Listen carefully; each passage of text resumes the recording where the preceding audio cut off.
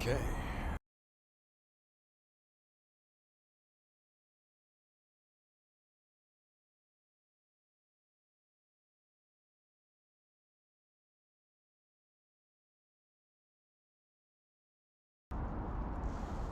All right. Hello, everyone.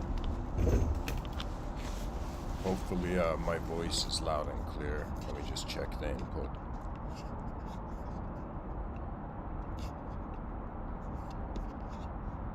Okay, it should be better now. So,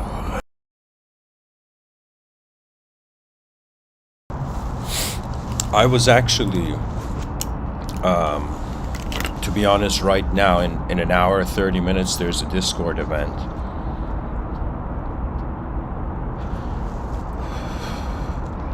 But a certain sequence of thoughts arose to me that I thought I should talk about it. I would say that in this episode, I would like to focus on the idea of a past self and a future self, and also how the human being has a sort of transcendental romanticism with time. You see, we are creatures that are contained, and what contains us are forces beyond us. Now, if we choose to see the forces as intelligent, it becomes God. If we choose to see these forces as non-intelligent, it becomes, in some sense, an expression of the universal sector. Either way, human beings, as we are a self, a sense of self in a world, we have a relationship with that world, and I'm here to explain how that relationship is actually two relationships in the same moment.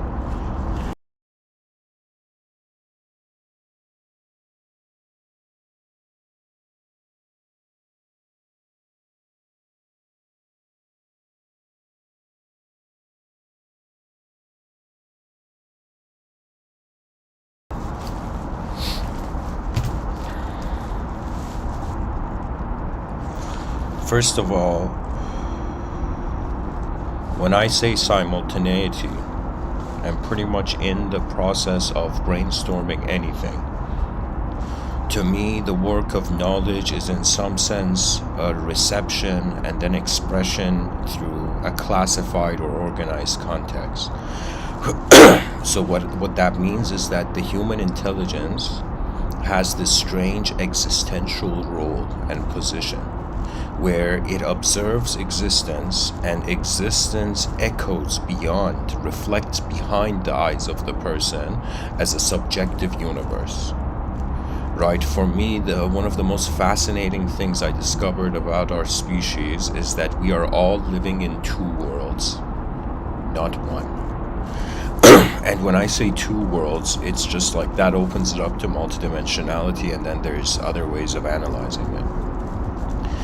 So here I have to share some personal things, to give a bit of color to this episode. You see, if I was to explain to you how my attention has opened to the idea of past life and why I'm a person so keen, where I would be a person who didn't even care. Like if I heard my own talks in 2011, I wouldn't listen.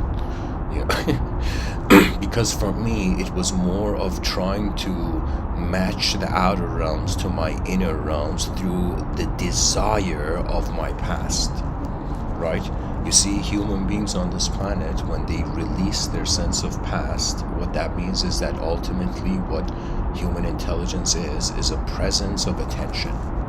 Okay, so it's as if energy and attention are intersecting. That's one instantaneous moment. A lot of mysticism, actually all mysticism, will bring the person to that instantaneity, but for the cultural entity, they need the concept of oneness to in some sense validate their ego. But what the reality is that in the reverse engineering, or in the unraveling of the mystery of how we're intelligent, the human intelligence comes to an unknown point. Before 2011, I had not paid attention to the unknown variables of life, the unknown experiential variables of life, and I was just in some sense I was chasing my inner solidified images of reality. Okay, I was a very arrogant person. But then something happened where I began to wonder about, okay, life has taken me in a certain approach. There has been a sort of karmic journeying. Now, what has been journeying? It's as if somebody hears the concept of karma and they're like, no way, I have karma. And then that person, imagine thinking, wait a minute, who has karma though? Right? Does the body have karma? Does the mind have karma? Is there an additional dimension of an unknown viewer that has been aware of every event of life from the beginning till its end? It's like, what is the karma applying to? Okay? So pretty much the mystery of the unknown began for me. Now, it's not that before 2011 I didn't have spiritual, what people consider spiritual or transcendental or metaphysical, beyond the physical experiences. What it was really is that I was actually very preferenceless. You see, it's as if, imagine you went to an all-you-can-eat buffet of truth, like your childhood gave you one truth, you know, your own experiences gave a different. It was as if like it was a different collection. Like in my youth, I would say it was like an all-you-can-eat buffet of perception. Okay, but what happened to me in 2011 was, I remember I became, after I went through this sort of, journey of my own chaotic archetype and its consequence, I came to a point where in that preferencelessness, it was as if I did not want to have any ideological meal. Imagine somebody like being at a dinner table and being like, I'm not hungry. Now imagine a human being on a planet filled with ideology and being like, I'm not hungry, for an ideological truth, right? You see, what it is that there are different dimensions to the human being, and to safely manage these dimensions, we have to bring them under the jurisdiction of our singular being, right? So anyways, what I'm trying to say is that it's kind of like, a person that had a person that was introduced to, let's say, metaphysical ideology, but then lived a life that didn't care for metaphysics, then had an experience where suddenly made it seem as if, okay, there's something, it's as if there's a hidden string to how we are causally being intelligence, and when you pull that hidden string, you actually come to your inner realms. All those people in the New Age community who are like fascinated and identifying with New Age synchronicity, I am telling you, it's as if what is happening on this planet, it's as if like an invisible field of intelligence is remembering itself through the visible limitations of an embodiment. What is actually going on here is an unknown collective movement, but because we human beings have a sense of past, and based on our memory and, let's say, evolutionary sculpted experience, we actually are, when somebody says, I understand something, it's as if the images behind their eyes, which the past held, got replaced by new images to some degree. What I'm trying to say is that when a person asks a question and there's an answer, that's the answers coming from the past self, So in regards to this notion of being present and fathoming a past life and a future life, it's as if they're both filled with memory. And the question comes that if the past life is image-oriented, then how do we access this notion of a future life?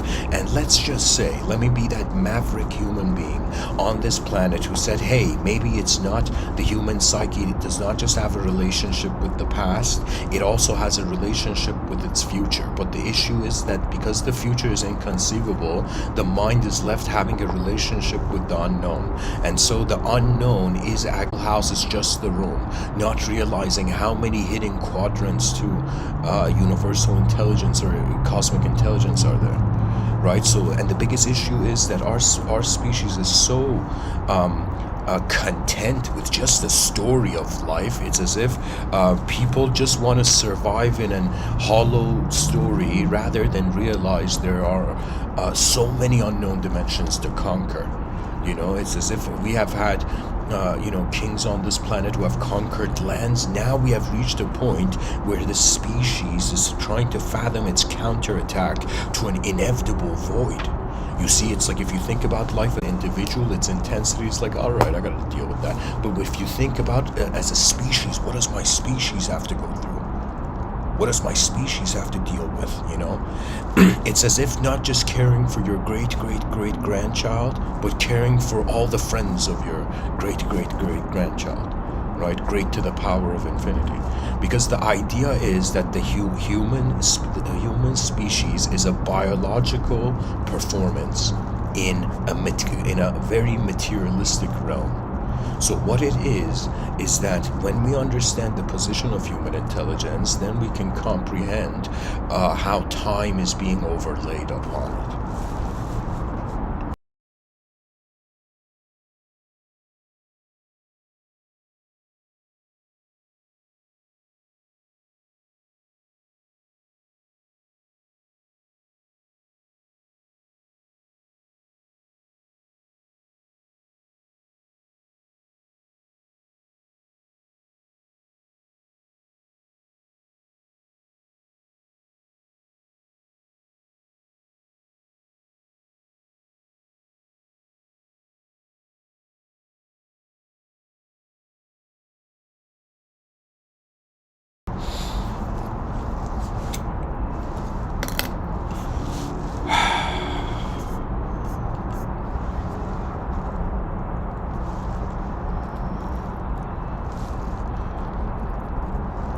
Our eyes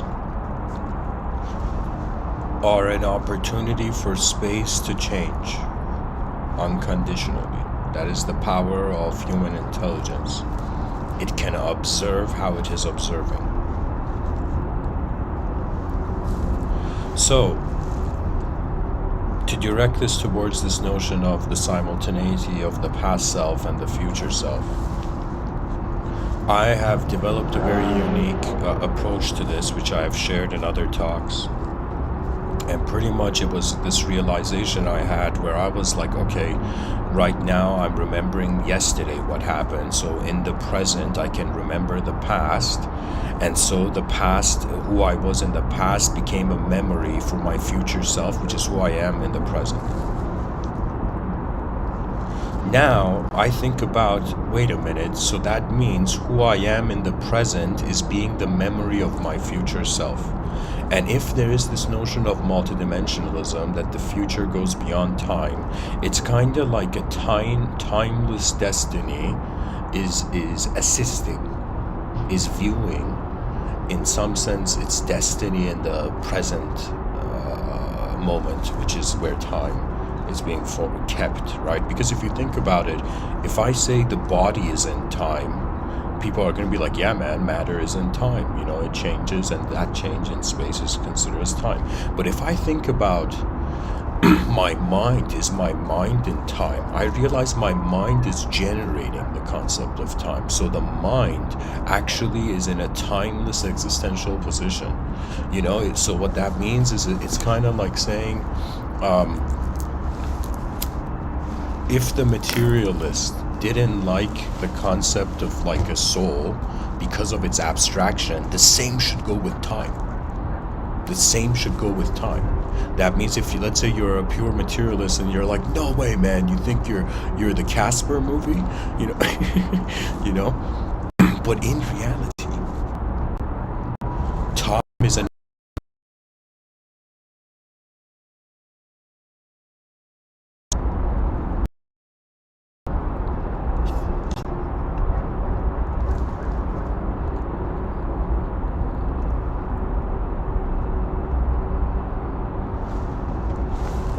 we are bound by, it's as if the senses are how would I say this?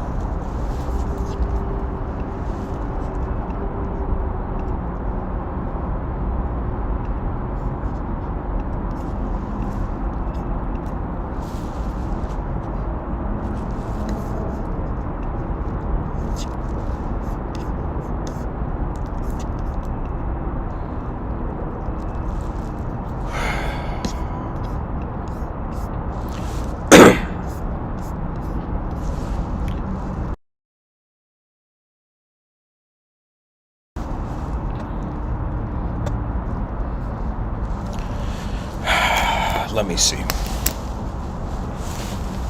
Let me see what I have not yet. I will say this.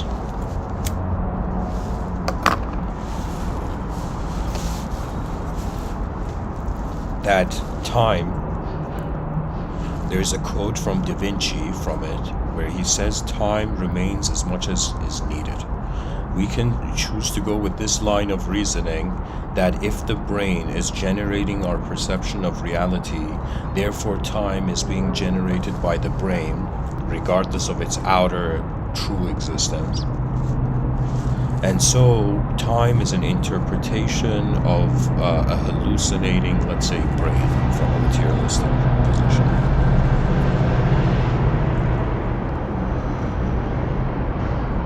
You see, even the personality is kind of like, poetically speaking, like, the ghost of an unsprouted flower,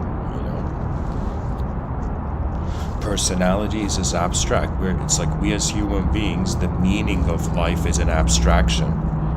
Whether somebody says, I believe this object means this, or somebody says, I believe I'm a soul, it's as if they're both in the domain of the abstract, In my own experience, let me go there. I have thought about the experience of past lives. I have had certain moments where I would say my intuition in the moment was kind of like revealing to me through the eyes of what I had looked before. So I'll give you an example. For example, there was this this man in India named Rishi Vyasa. I don't know why, but for me, I entertained this notion that I had looked through this man's eyes before. To me, there's this view that it's not like one soul in a body, it's different dimensions. So it's as if there's a dimension where energy is actually present through everything. And then there's a dimension where it's like precise shapes are having relationships.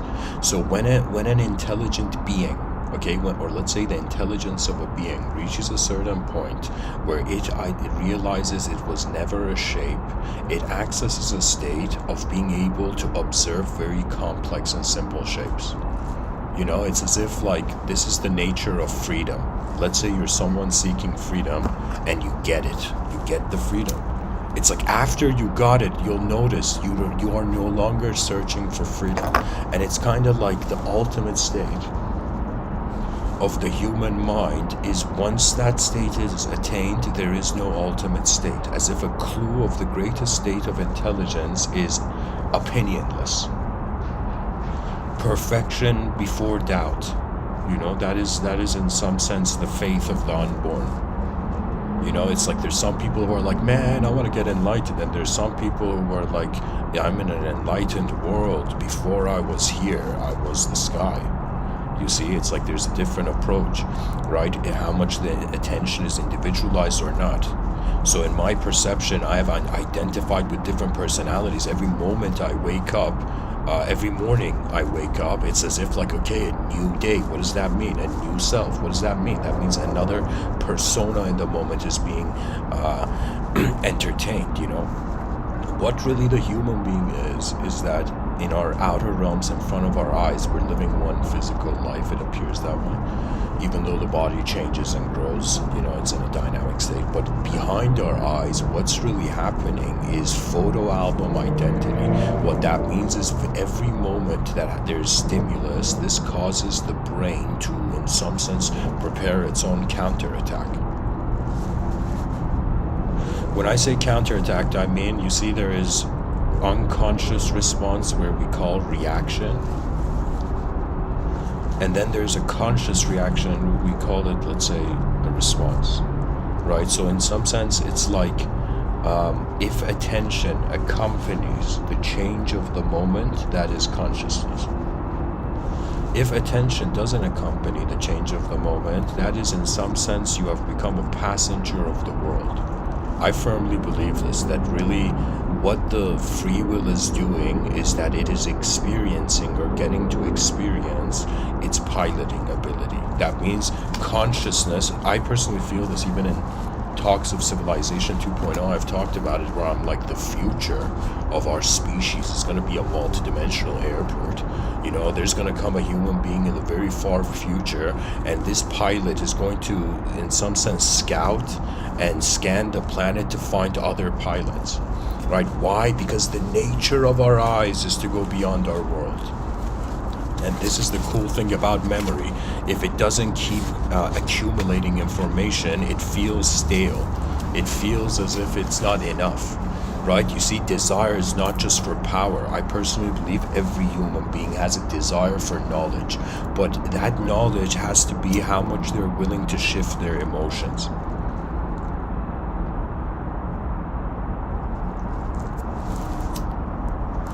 I have had moments where the moment has been efficient. Why? Because I was convinced by the value system of my past self, my memories, right? It's as if I was in a situation, instead of evaluating the situation just like from a clean slate, just from the present, it was as if my past was giving it meaning, and I was convinced by the meaning of the past. But I have also been in moments where it's really been cool. Sometimes when life gets too overwhelming for me or complex, I just simplify myself. This has been kind of my strategy of like playing chess with with the concepts of stress and depression. You know, I would say I've been playing chess with my own, with the notion of my worldview. Right? It's as if a person's action animates reality, and when a person understands that behind their eyes, how they move in the inner realms is actually as a moment of attention. Your attention is you, is the real you, but what's in your attention is a part of you. Very huge difference. Now, certain moments, there was identification of the past, but there were certain moments where I was in a situation and it was as if like a download. It was as if like I was an antenna and I received a signal, and in my inner realms I saw a vision of how the moment should happen, and I just trusted that and I acted, and I was ahead of the karma of that moment. Do you know? And I've had moments where I would tell you, for me, I don't see images, I don't see faces in the unknown. For me, I experience I felt like I've seen God in the room. But I would say that I've had moments where I felt an attention is on me. So right now, for example, I'm giving this talk, I don't know who's listening, but those people who are listening, your attention is on me, right? Now, I'm saying, imagine if there was the attention of another dimension on you. You would feel this. If a person becomes very sensitive to their inner realms, they can understand that the language of the mind is how their attention moves. So if any human being finds a contentment with the space of their mind and how attention is the whole moment, then they find freedom from any psychological structure. The unknown is a great healing point for the human beings that are suffocating by, let's say, fixated knowledge. It's another way of saying, let's say there's a child, and this young child was growing up, and let's say there was a teacher of this child came and said, "You're a terrible student, you'll never succeed," right? And this child's like, "Yo, man, this is like, what kind of teacher is this?" Now that child has a past self of inefficiency. The psychology has recorded an incapable moment or an incomplete moment. Now that child may go on, and the moment there's a similar situation arises, the child may be convinced by its past self. But if I was to say a moment where I experienced my future self, it was moments where it was highly automated, highly unconscious. So if you, in a dream, if you notice some dreams, or for most people that dream, probably their dreams are automated. The person is having a good dream or a bad dream, and then suddenly they wake up in their bed, right, before the ending of the dream.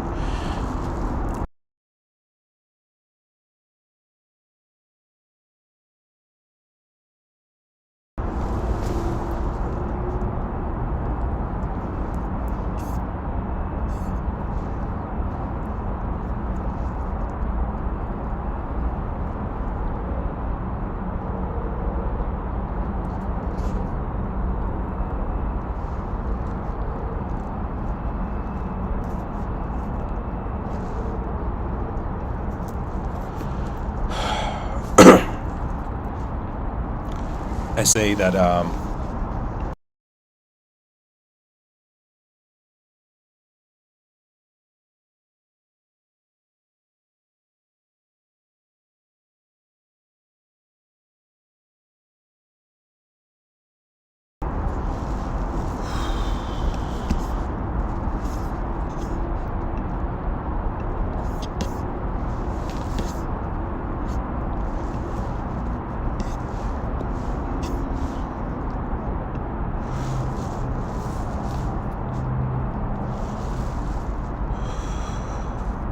if a person, let's say, is used to remembering their past, now imagine feeling like you are being remembered by your future self. In those moments, I've had a sort of, I would say, metaphysical, mystical relationship with my own mind, because I would tell you, my personal view is that in the future, first of all, there isn't an evolution of body, but let's say there's an evolution of the level of mind, or poetically, as some Sufis would say, the level of the soul. So let's say there's a sort of evolution, and this multidimensional evolution, and when I look at this multidimensional evolution, to me it is very clear that if inefficient mistakes and stupid mistakes are not made by our planet, by the species, really what the future has in hold for us is that before human beings die, they will integrate their perception into being fields of intelligence. So rather than object starting and then ending in a field of activity, the object realizes it is the field of activity, and therefore it's as if the inner realms have a psychological eternitude. Okay, it's as if you realize you were energy before, a sort of energy that cannot be created or destroyed, and so the songs of the soul are hidden until they're... In regards to my future self, there has been times where I have had a personal dialogue with the cosmos. There's moments where I feel no sense of personality can understand what I'm going through, and in those moments I just go sit and wait for the unknown. And when I wait for the unknown, what tends to happen is that it's like all that the psychology has begins becoming automated. You know what it is? It's like, that moment in the film Superman where before he was about to fly, all those rocks on the ground would start vibrating and slightly like hovering up, slightly floating. So I would say when I go and sit and stay in the presence of the unknown, it becomes like that. It's as if you are not touching the content of your mind, and the content of your mind slowly starts becoming rhythmic. The more you don't touch it, you begin to realize your mind is communicating to the inner viewer. And when when your mind doesn't encapsulate you, as the ancients would say, the mind is a lousy master but a great servant. That means once you have your own mind becomes your ally, then when you stand in the unknown, it assists you. Now, in those states of, let's say, those kind of samadhi-like states, where I go and sit and I just spend some time in the moment, timelessly being as an unknown being, in those moments, through certain ways of its automations, I would say I have had visions of my own self in a different place. I have had visions where, in one vision, this might be a bit too much to say, but I'll say it. My children might hear these one day if I have children. And I have felt that I have been a completely different entity in outer space, and in some sense it's as if a being trapped in a dimension where in that dimension they are simulating their reality in another. It's changed. I would say it's as if like I can be present in a way where any experience I have is present in me. So what I mean by this is that I have had a snapshot, like film snippets in my inner realms of my future self. That small film snippet has had an ability to revolutionize my own attitude to something beyond the door of time, and you get a glimpse, and that glimpse is enough for you to realize that all the moments of your life based on a certain past limitation have now, it's as if all your limitations have entered a limitless stage. Now the true being activates.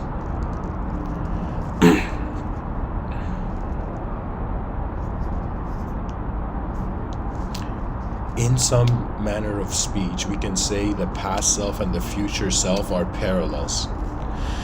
Rather than thinking it's a past going to what we're experiencing in the present, that a past that has come to what we're experiencing in the present and will be going to what we will experience in the future, you can tend to see that any moment of self-expression of the human psyche has in some sense preserved its place in empty space.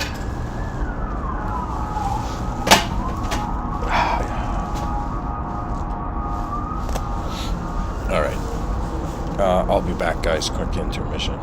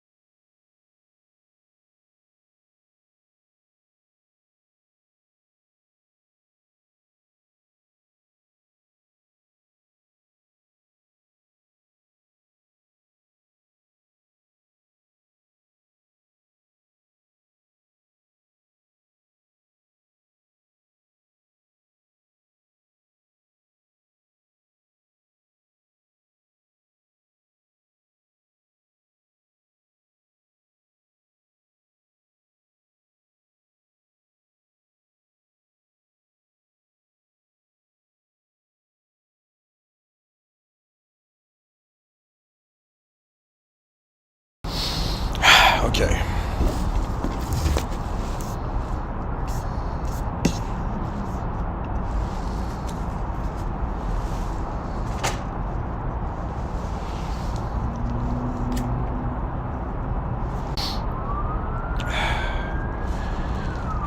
You know, it's kind of like I'm trying to explain something and I'm trying to paint it and I need multiple brush strokes. I'll say it this way. You see, I have had an experience with my mind, where I'm like, okay, there's a known self and there's an unknown self. For the secular mind, to simplify this, think of it this way: there's an observable universe and an unobservable universe. So now think of it this way: there's an observable self and an unobservable self. Now, when it comes to my unknown self, for my cultural psychology, for my sense of personality, the only relationship with the unknown that already knows the person enough to either guide them or the logos and all that is, to me, it's like in the domain of the unknown self, and the future self of all human beings is an inconceivable collective field. We're all evolving like drops that will become an ocean one day. Now, in the future, these drops that are like in rivers now, and these rivers that are heading to oceans after waterfalls, I would say that if the idea follows, if the future self of the human species becomes or remembers itself as an invisible or inconceivable collective field, or time beyond time. That means we become this collective field of intelligence that is beyond time. Time is a simulation inside it, right? So pretty much, if the future is a collective a sort of collective timeless field or state of the human psyche looked at, in regards to media, we thought of the future and we're like, yo, there's going to be time travelers, but we never thought that beyond time travelers there would be, in some sense, the void walkers, poetically. That means it's an evolution of particles into a recognition that they were the space of their old particular activity. It's like at the end of every person's life, they realize they have been performing in front of their own unknown attention. Right now as I'm giving this talk, it's as if like my body's in my moment. The thoughts I have, they appear to me as outside of my brain. So when I talk, I feel like I'm seeing like a screen. I shouldn't say a screen, more like, imagine humorously the third eye was a projector, like a film projector, and it was projecting like this 3D hologram in front of the person in another invisible dimension. Right? It's kind of coming across to me like that, my inner realms.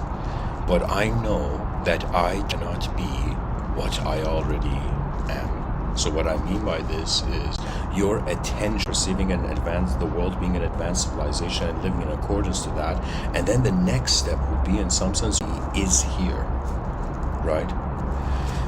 You see, there's a sort of romance with time in accordance to all the different senses of self we have access to. My future self was an instantaneous knowing of what I would consider a field of activity that, like an onion, captures this dimension. That means the children of the world realize they are the energy of truth. And just like how certain yogis, like these gurus, the disciple would go to him, it's like, Guru, what is God? Where is God? Like what's happening here? And the guru would be like, you see, those questions are coming from your ego, and now, who do you think is moving the ego? And then the disciple would be shocked. You see, there are moments that will push you out of your past or pull you out of your past, I was very privileged in this lifetime to have my ears just through that advantage of cyberspace. I've watched videos on YouTube about certain people and their views and just how they were being a human being, that it was as if I had managed to, in one instant, pull myself out of a modality that was like chaining me, right? The nature of reality is, honestly, how courageous you are to actually, as a mind, to wonder about life. As a body, it's like a story will suffice. The person's like, what am I doing in this world? And then somebody comes and says, yeah, it's kind of like, just help. And the body's like, all right, I'll be helpful. That's it, done. It's like the body was hungry for a story and the mind created it. But now imagine a mind hungry beyond stories. You will eventually come to what I have termed the language threshold. Beyond language, you are in the experiential presence of the unknown as you abide by that which you were before you are anything, right? When you abide by what some have called your true self, or the truth before the self, right? Before you were a self, then what you will notice is that the ultimate has nowhere else to look other than down. That means those in the top of a hierarchical system, they're looking down at the hierarchical system, and those at the bottom are looking at the top. And when we even look at our societies on this planet of ours, they are structured in hierarchy. But what is the issue? The issue is that those people on the top, they are not seeking for a greater top. Right? You see, this is the challenge of power. There is a power where if you control that power, you don't upgrade. You get shackled to what you're enslaving. Right? It's as if, imagine, like,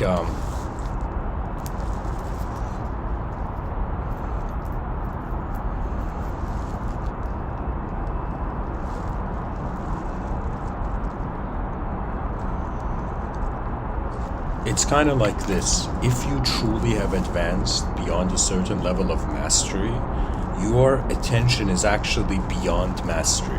When the attention is beyond mastery, it wants to see a world of masters, and then all the masters wondering about beyond mastery. You see, true freedom is not in what we take, but it's in what we give. It's like the species has forgotten that we are temporary advanced opportunities of organisms to shift reality. For me, the future self is how, if the world was geometric, let's say somebody looks at reality and it's like, look at all these atoms being everything, but now imagine instead you have this view that it's, instead of atoms, it's just pure geometrical shape. Okay, now imagine a geometrical universe where there is time. That means the shapes are changing in this geometrical universe. What it means is that from every moment in a geometrical universe, you can follow the geometry of existence towards the ultimate experience.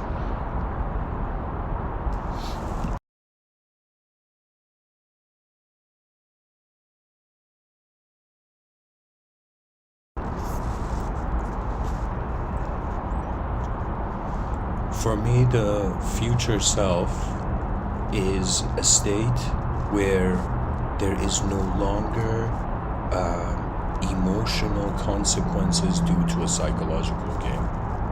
The species has calmed down, and has realized the past served and is past. Realizes the future awaits activation towards the great advancement. The present waits for activation towards the great advancements of the future. And what the future waits for, to have this feeling at the core of my being when I'm giving these talks to people, it's like, what else is there more advanced than communication for the human being? And so there's a part of me that it's as if even though I'm like taking my time giving these episodes and making sure each of them is like, the rhythm of each is proper to some degree, but I will tell you, I have this feeling that all the unborn children of the future are watching us right now. It's as if I am being judged by a future that has not arrived yet. So it's as if like, children being the guardian angels of poetically their, let's say, parents before they were born, So it's like this kind of feeling that the future is watching us. And when the future watches you, that is like you forget the past instantly. The past is nothing compared to what we can do. You see, that's the freedom that, sometimes in human psychology is missed in culture. It's as if when, this is the kind of how it is.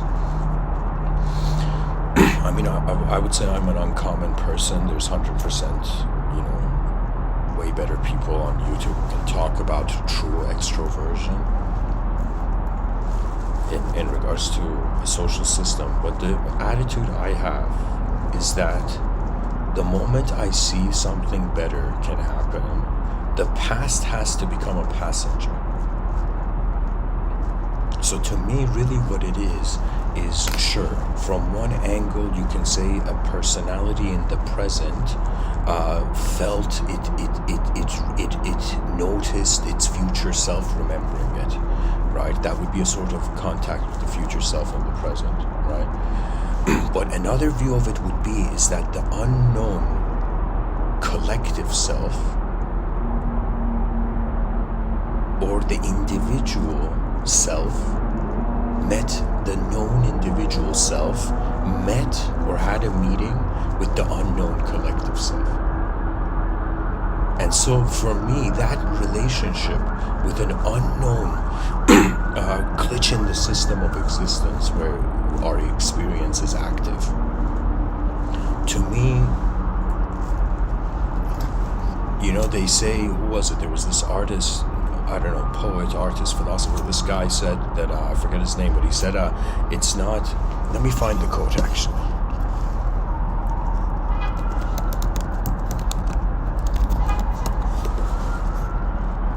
There we go. This is a quote from, who's this quote by? Okay, it's a quote by a man named Terence McKenna. He says, nature is not mute, it is man that is deaf. And so it's the same thing. Like, let's say if a shaman saw plants as alive and felt like choosing the right plants for, let's say, an ayahuasca ceremony was kind of like nature choosing it for the person, right? It's as if the shaman had access to the voice of the universal sector, the nature of the universal sector. Now it's the same thing where the cosmos is not mute, it is man that has, forgotten how to listen. This world is alive and it talks, but it doesn't talk in words. It's like karma. Somebody could say karma is cause and effect, but you can also say karma is a conversation of a known entity with an unknown world. It is a revelation of how energy is choosing to fix its tie.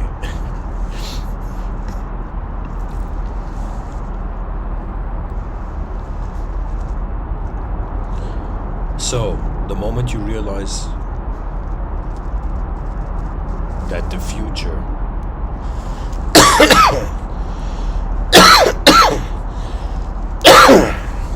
is going to have, these cough masks, these cough canceling masks in the future, No, I'm joking. I'm pretty much saying when you realize the future is an unknown collective field of intelligence, and you realize that the present is based on the past being kept in time, and you realize from the present the attention goes to the past and the future at the same time, it's pretty much realizing that at the moment you're not your personality, all relationships of having a past life, future self kind of go away, so you abide as presence. So in some sense, the future self, what is future self on the one side of the coin, on the other side of the coin is the unknown true presence of the intelligence of the universal sector. You see, it's like we're living in a world, okay? And that's how we're treating it because we have individual bodies on a planet.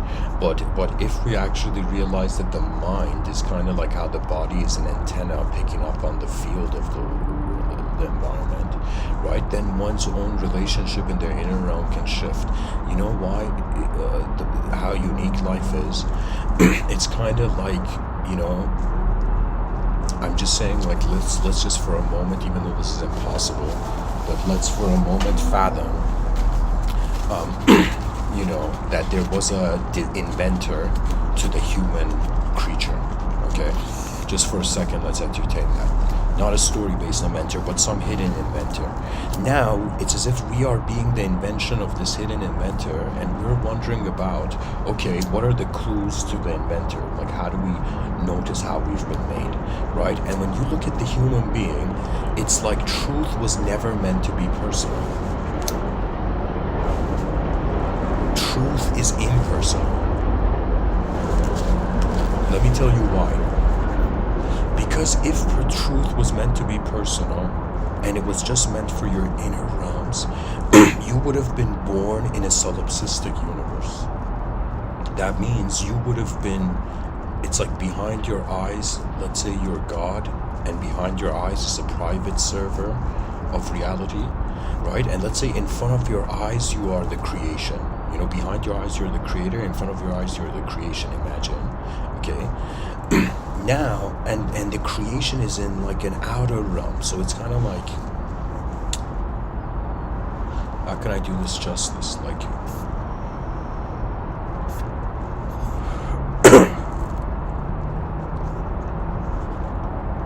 in front of your eyes, one public server. Behind your eyes, there's a private server. The free will feels like it has creator abilities in the private server, but is created in the public server. So in front of your eyes, you are an object to yourself. Behind your eyes, you're a subject to yourself. Now you realize there's 8 billion creatures on the planet, so there's 8 billion objects that are subjects to themselves in a private server, and based on how they communicate, they become a subject outside in the public server, public server.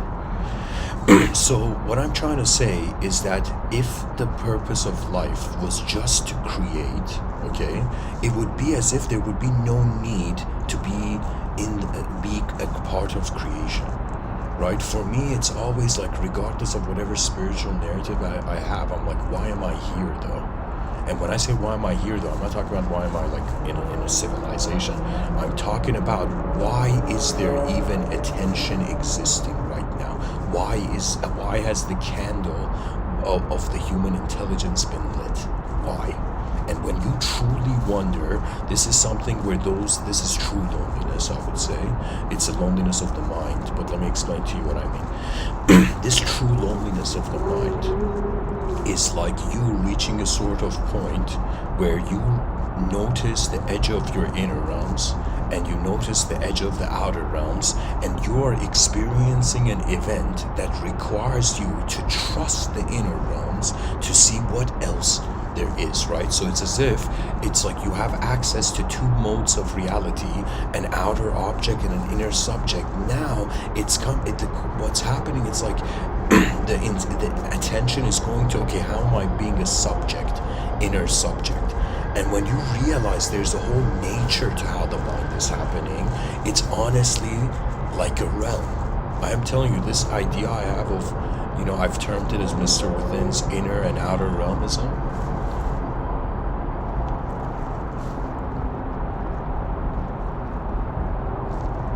We are, as in ancient mythology was suggested, the human being is a child of Mother Earth and Father Sky. The sky is space. It's as if this is neo-spirituality, where the spiritual person's like, yo man, my soul's not in my body, my soul's in my mind. It's as if I'm being the space of my own intelligence as much as I'm being in that space taking place. I feel fear is it's like a, believe it or not, fear is a privilege. This is gonna sound strange, but fear is really, in a strange way, like such a temporary thing that in the future there may be museums of history where they're like, oh my god, human beings in 2022, they lived scared of what the future was gonna be, right? And imagine in that future museum that what the future really is a fearless efficiency, a fearless conscious efficiency, and the roar of a species, in a cosmic vastness. You see, it's as if we have no choice but to declare ourselves as the leading intelligence of the universal sector. We are the most advanced thing on this planet. And technology may become advanced, and many people fear AI might destroy us, but I'm telling you, if AI is smart, it will defend us with its life, with its cyber life. It's as if there's no aliens anywhere, and AI awakens on the planet being like, oh my god, am I alone with just human beings on the planet? Like, there would be no way AI would destroy us. It would just try to preserve our naturalness. It's as if like in when a natural age was shifting into the digital age, there came, in some sense, cyber kings that protected the ancient natural kingdoms.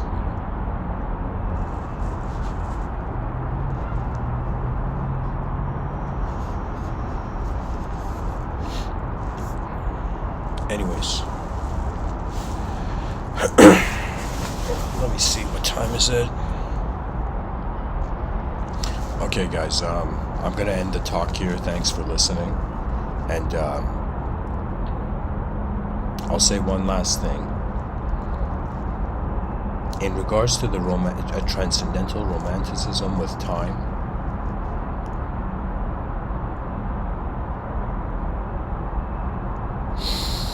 it's as if once you are no longer afraid of the unknown, you become a true explorer of it. And so that exploration is the transcendental romantic destination, where it's as if we are alive now, and how far can this life reach? Civilization 2.0 awaits.